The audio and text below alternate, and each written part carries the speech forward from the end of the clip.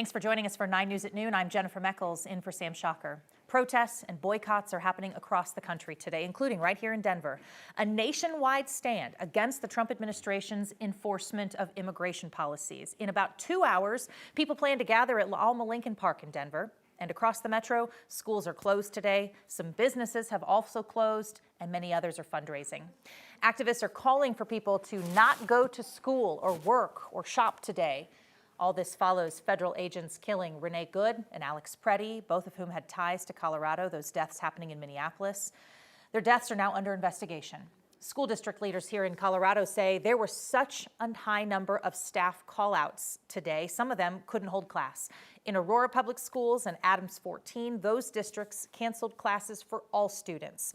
Some businesses decided to close, others decided to stay open but fundraise for immigration advocacy groups in solidarity. Business owners say closing their doors can be very hard, but they have to stand up for what they believe is right. Caring for someone shouldn't be political. It's not something that we're just shoving a rug over, closing an eye to, and it's that whole saying of it's not in our backyard. Like, people care. Other businesses say they're finding other ways to show support. The Spicy Librarian says they're going to stay open today, but they're donating 5% of their profits. Border Czar Tom Homan has suggested more federal agents would be pulled out of Minnesota. But when asked about that last night, President Trump had a different take. Minnesota. We want to keep our country safe. We'll do whatever we can to keep our country safe. So, yeah, pulling back? No, not at all. Now, despite that, Border Czar Tom Homan did say yesterday he's working to get the efforts to go more, quote, by the book.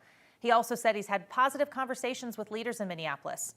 But he and the White House still want to see more cooperation between state and city law enforcement and the feds.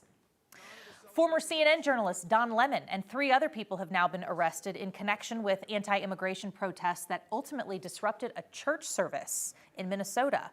That happened back on January 18th. Lemon's attorney says he didn't take part in the protest in a traditional sense. He was covering it as an independent journalist for his YouTube show. The DOJ first tried to charge him last week, but a magistrate judge rejected those charges, saying there is insufficient evidence. This time, federal officials say a grand jury indicted him. All right, let's turn our attention to the forecast now. We are still riding a little bit of a temperature swing, but we have a warmer weekend on the way. Joining me now with more details is meteorologist Keely Chalmers. Hey, Keely. Yeah, good afternoon. Temperatures certainly warming up as we head through the weekend all the way to Monday. We're talking about temperatures in the 60s, dealing with a little bit of light snow. Always nice to see up in the high country, but we'll be making for some slick driving conditions tomorrow morning, really overnight into tomorrow as the snow continuing to fall, but beautiful shot, live shot over Copper Mountain. Here in the metro area, we've got sunshine, blue skies, temperatures climbing into the 40s, so we're in the mid to upper 40s around the metro area at this hour. Current temperatures, we're looking 40s across the plains, 20s and 30s in the mountains. Live radar, not too much happening. We've been tracking some moisture moving in across the northeast corner of the state, bringing in a little bit of rain, a little bit of snow. So making for the potential for some slick driving conditions along I-76. We're getting a little bit of an Arctic front moving in just over the corner of the state. Should not impact temperatures here in the metro area, although we will not be in the 50s. We're going to stay in the 40s for today, but 49 degrees, that is our forecast high. We're going to hit that right around 2 o'clock. Lots of sunshine, and we'll be back down into 30s by about 7, 8 o'clock tonight. Your weather headline, sunny and seasonal today. Light mountain snow. We're going to continue to track isolated snow showers today and again into tomorrow morning, making for a winter drive if you're heading up tomorrow morning to the mountains. And we are warming up for the weekend. We do have actually some low elevation snow in our forecast. More on that coming up in your complete forecast in just a bit. Thanks, Keely. Some really sad news to report this morning. Actress Katherine O'Hara's passed away. The talented actress was known for many roles, but 2 of her biggest, Kate McAllister in Home Alone, and more recently, Moira Rose in the show Schitt's Creek. Her acting career spanned decades, more than 50 years. O'Hara's manager says she passed away today, confirming that news, but have not provided a cause of death. O'Hara was 71 years old.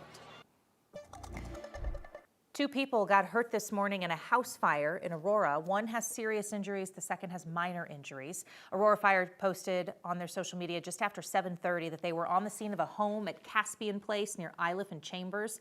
By the time they had the fire under control was about 7:30. They did not give any other updates on the fire itself.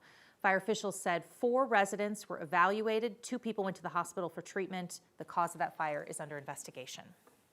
An update today on that crash, the fatal crash yesterday on I-70. 2 of the people that got hurt in that crash between a CDOT snowplow and a van near the tunnels, they are still in serious condition. Denver Health says a 3rd person is in fair condition. All 4 of the children in the van have been released from the hospital. That van was carrying members of an under-12 hockey team from California, and the driver of their van, one of the parents, that person was killed. CSP says a plow driver lost control and hit the van. The plow had crossed the median, hit another vehicle, and then the van second.